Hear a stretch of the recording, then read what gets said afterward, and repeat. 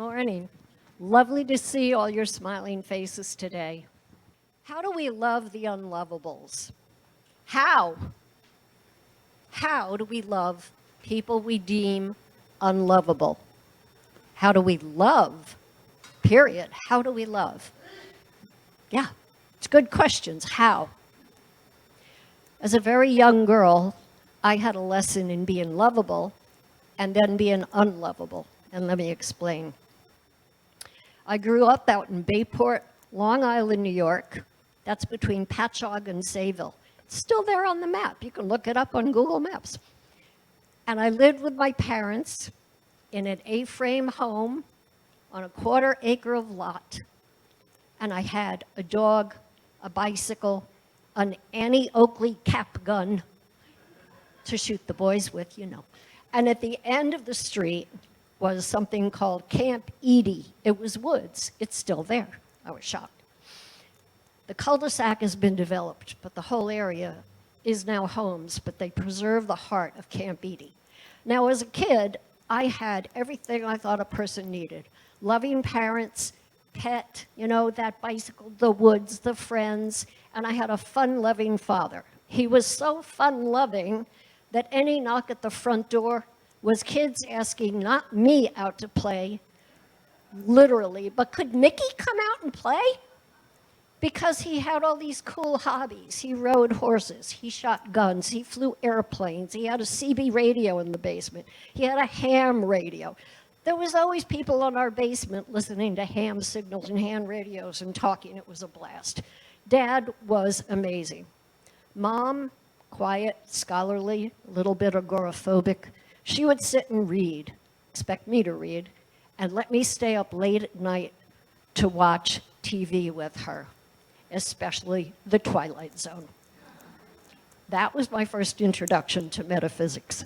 And I still won't sleep with my bed pushed against the wall. If you know, you know. So my parents decided they needed to be a two-income household. What did that mean to me? Well, it meant my mother was going to apprentice to the Printers Union, Typographical 6, in New York City, and she had to apprentice for 3 years at night, overnight. I was like third grade. Guess what? I got shipped out to my grandparents, and my aunt and uncle also lived in that house. The only thing that made it bearable, there were 3 French poodles to console me. But the household was tough. It was rules, regulations, expectations, frowning a lot, criticism, and no hugs. I missed my father's easygoing spirit. I missed people knocking on the door. They still didn't knock on the door for me, but they sure didn't knock on the door for my grandparents either. It was the kind of environment where you're always scared you do the wrong thing. So I had gone from being mindlessly aware that I was lovable to somehow being unlovable and having only conditional acceptance. So I went on a quest all through my life to answer this question. Well, you know, how do you go from a lovable to an unlovable? And who's an unlovable anyway? And why did I feel unlovable after that experience for most of my life? Maybe you have someone like that in your life. Maybe you have people who you call an unlovable. Once I had developed all the values and standards and all that criticism went into me from my grandparents, I grew up not even aware. I had sucked it all in and it became who I am. It happens, right? You don't even know. It's part of you. So, fast forward, here I am in this day and age. I have a fiance who has a large family and also a large ohana here. And hidden away in the ohana is a young man who pushes my buttons. Maybe they push your buttons out there. He never got a good education, sinful in my family. He never held down a job for more than a couple of months. His address was either the street or someone's couch. And he says things like, and I really heard this, the family needs to get its act together and give me a living. Really? Unworthy much? Unlovable much? To force myself to be nice to him, I lent him, $1,300 10 years ago. Haven't seen a penny of it yet. Never a borrower or a lender be. Now it becomes a real challenge to love the unlovables in our life. And I ask you while I'm speaking to consider who pushes your buttons and who do you think is an unlovable. And maybe you're being nice and you don't want to classify anybody as that, but it becomes a real challenge to love the unlovable when you're thinking of the criminally insane, rapists, serial killers, drug dealers, human traffickers, and the list goes on and on and on. But why are we all so judgmental all of the time? Why is our human default mode to criticize and condemn both ourselves and others? Well, traditional Christianity, which unity is not, says it is because humanity fell from grace and we lost our spark of divinity. Nonsense. In unity, we know and affirm that we were born into a state of perfect grace and perfection. We are the divine spark of God incarnate in the here and now. In short, we are lovable. And yet, we regularly criticize, fault find, and condemn. Why? Albert Einstein once wrote, "You cannot solve a problem with the same mind that created it." And that's what we're talking about today. How do you solve this kind of a problem? So where does all this error thinking and judgment in our minds come from? We have learned it, just like I learned it from my grandparents. We have all literally been taught this kind of error thinking. TV and multimedia have replaced religion as the opiate of the people, says Karl Marx. Neuroscientist Dr. Jeffrey Fannin says 75% of all human thoughts are negative. 75%? The human amygdala can begin to perceive everything as a threat. It's fight and flight. And that fits everything we see in TV, movies, and books, because the basis of the story we tell each other is conflict. Good and bad, up and down, left and right. Everything is the duality of being here in this plane of existence. We look for it. That story didn't have enough conflict. Why was the movie boring? Well, the characters never really changed and they never grew. I didn't see their conflict. Word conflict is a major word in our existence. And it becomes me against you and us against them. Now, neuroscientists and spiritual texts have discovered a process by which we program the subconscious mind. Here's the things that go into the subconscious mind that really create who we are. Our experiences, our beliefs, our interpretations of all of that, our perceptions, and that all leads to the behaviors, and that's how we act out. Experiences, beliefs, interpretations, perceptions, and the resulting behavior. Scientist Rob Williams, who runs a project called Psych-K, says we can reprogram the subconscious. Remember, the body takes instructions from the subconscious mind. Now ponder this statement because it holds the key to perfect health. Thought goes from the subconscious to the body to the cells. Your health is dependent on what you have already stored up in your subconscious. Remember, subconscious, you're not always aware of what's in there. It's like a file drawer you threw your whole life into and you're not sure when it's going to show up.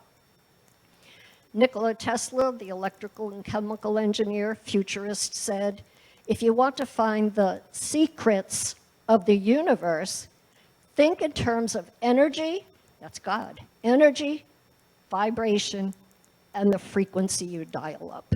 So we need to learn how to change our frequency, but be aware of something crucial to know. The conscious mind speed has been clocked at 40 bits per second. Now that part of your conscious mind is in the cerebral cortex. It's up here. The subconscious mind speed is 40 million bits per second.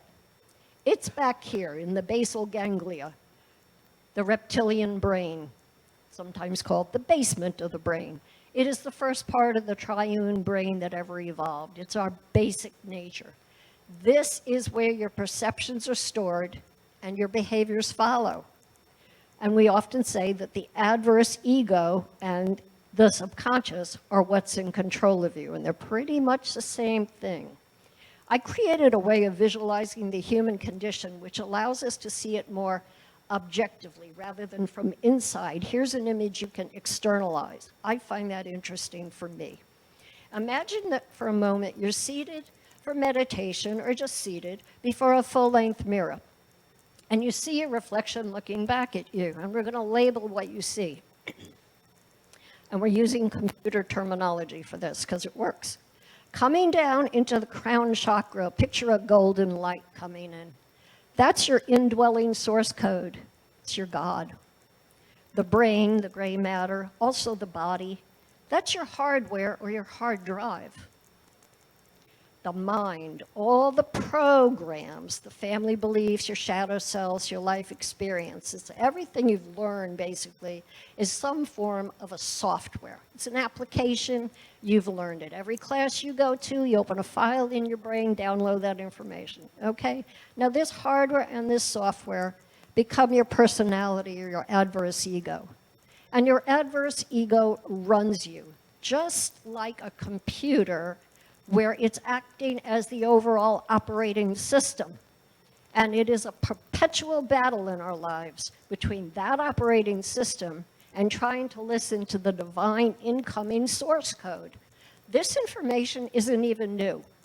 The Egyptians knew it.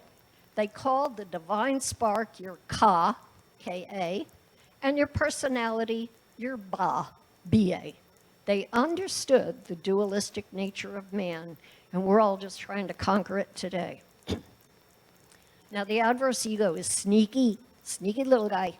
It goes into the subconscious and plants the programming wherever we want to deem someone unlovable. It keeps it in there too.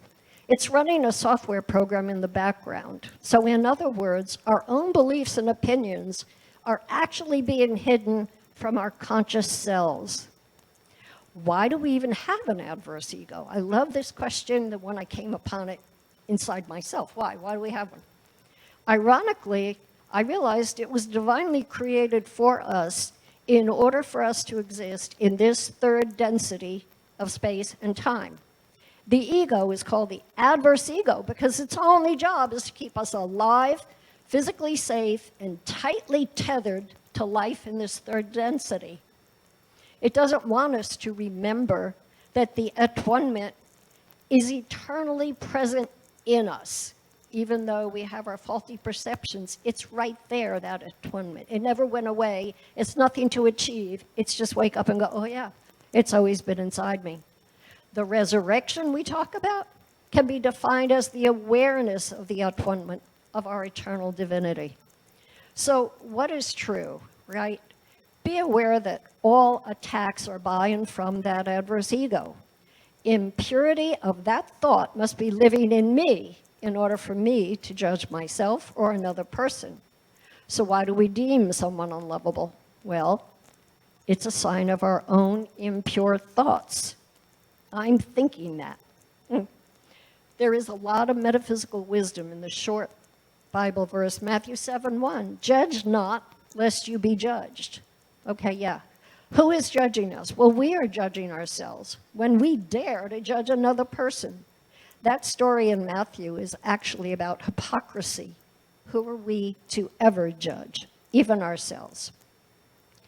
Our true life purpose is to see each and every person as totally guiltless, as perfect, as pure and holy children of God. Fortunately, you and I do not have the power to cast anyone out of the love of God. Thank goodness. So why don't we just bypass that adverse ego? Why can't we just go and sit in a cave and meditate like people did in years past? Well, no. In Unity, we highly encourage everyone to work on their emotional, mental, and spiritual maturity, such as taking the quantum living course and working on your shadow self. But why? Here's a reason that I came up with that I never even thought of before.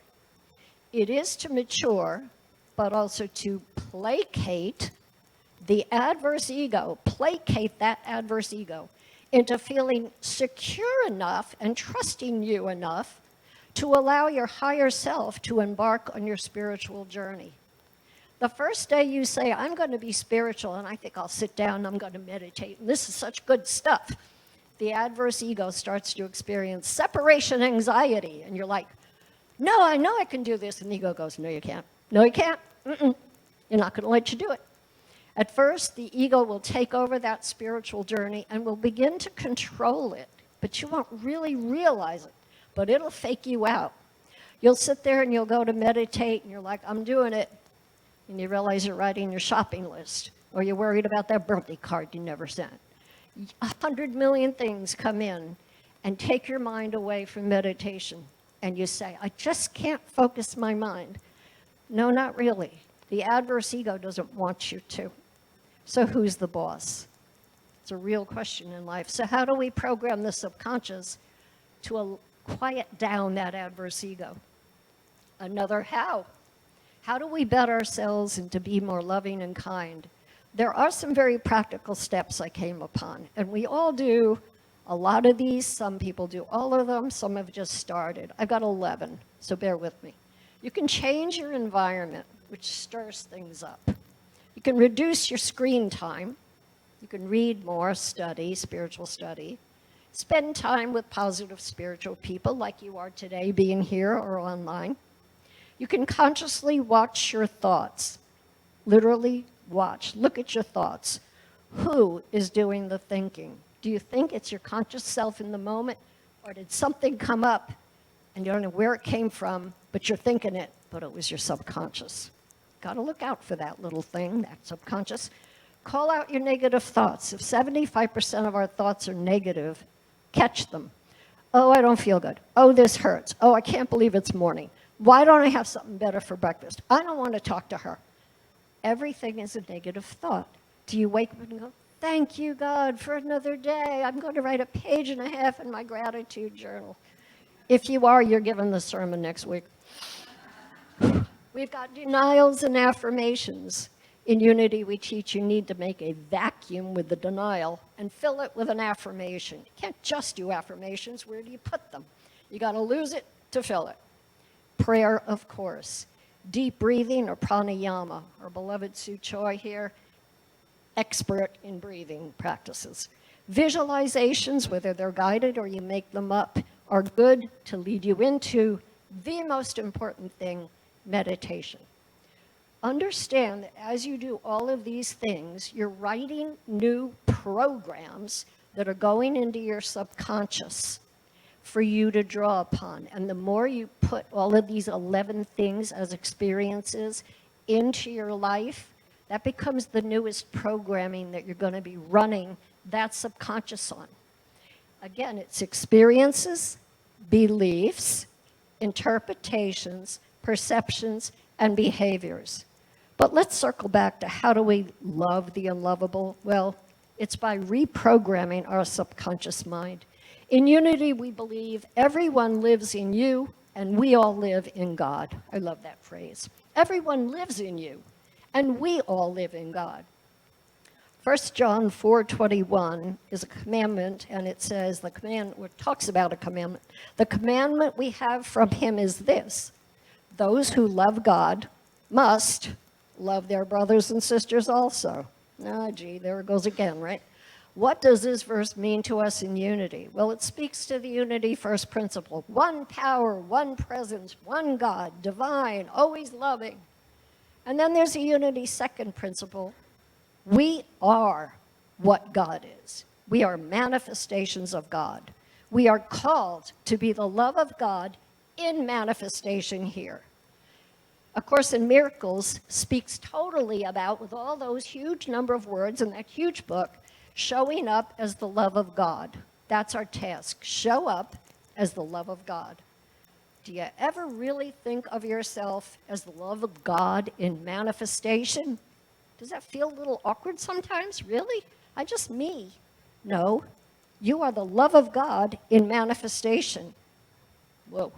Charles Fillmore, co-founder of the Unity movement in the Revealing Word, said, "Love is the pure essence of being that binds together the whole human family."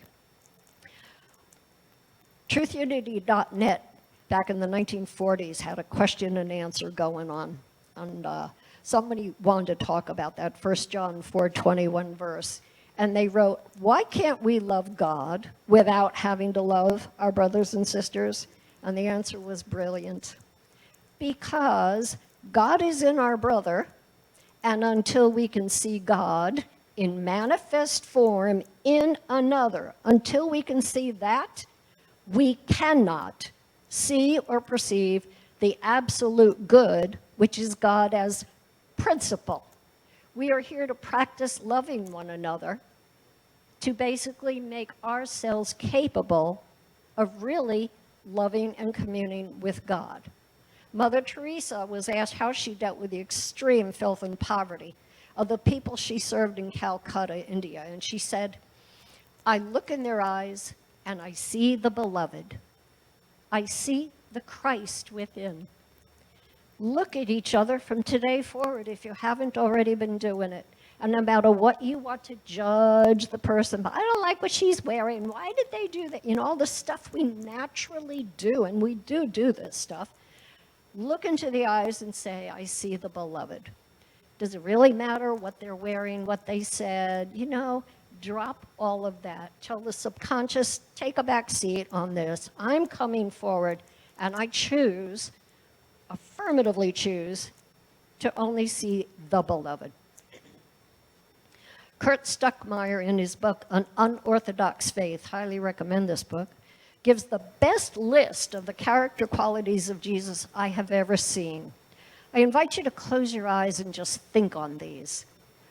Radical love, lavish generosity, extravagant forgiveness, inclusive hospitality, compassionate action, selfless service, a passion for justice, creative nonviolence, and just simple living.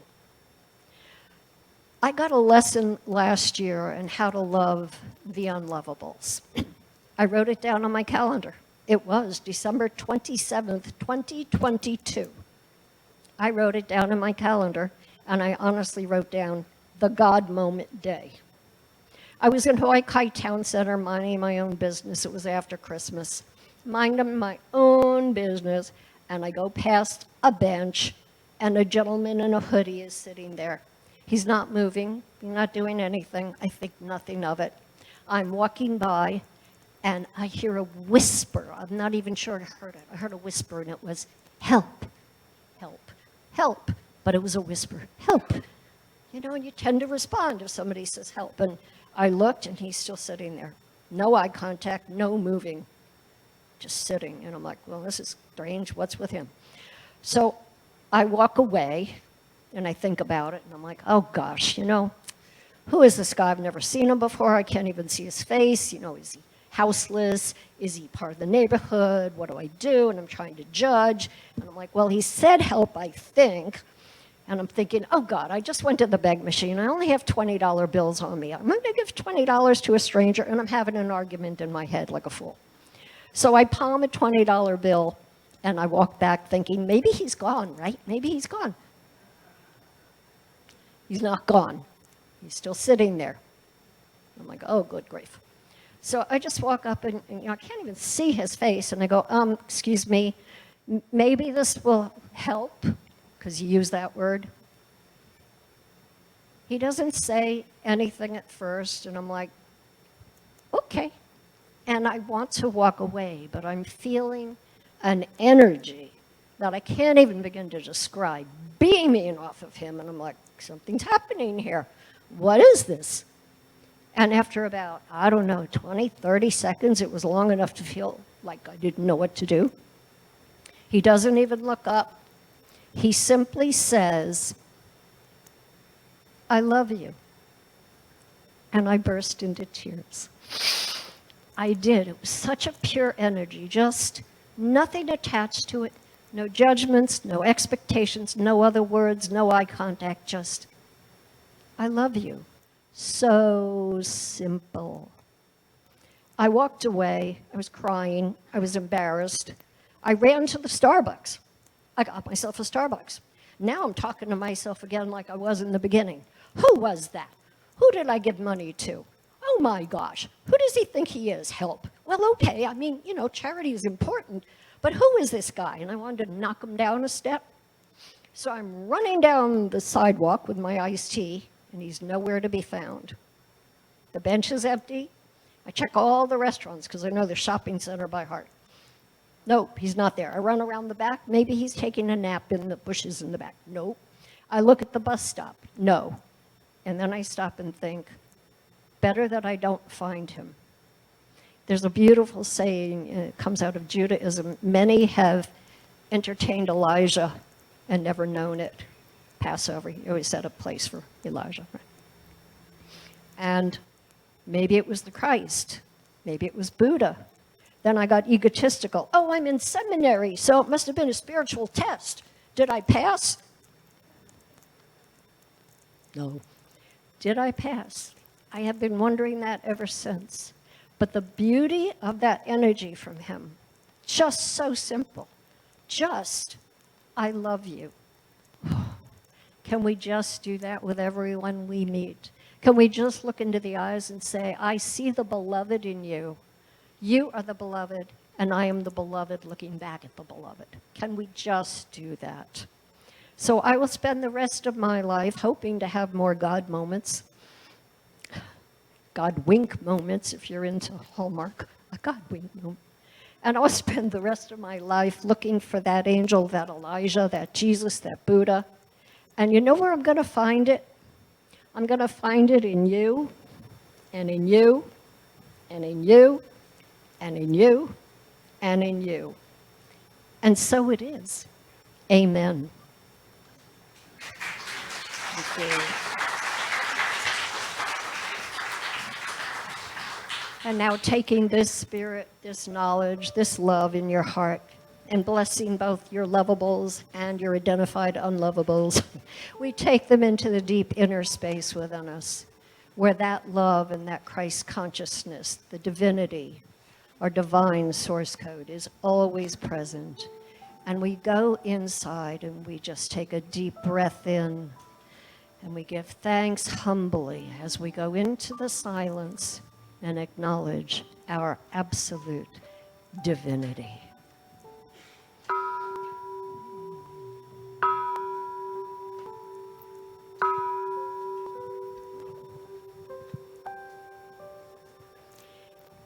And as we quickly come out of our meditation, we know that we are the divine in manifestation. And I thank you for coming forth today as your best self, your Christ self. Amen.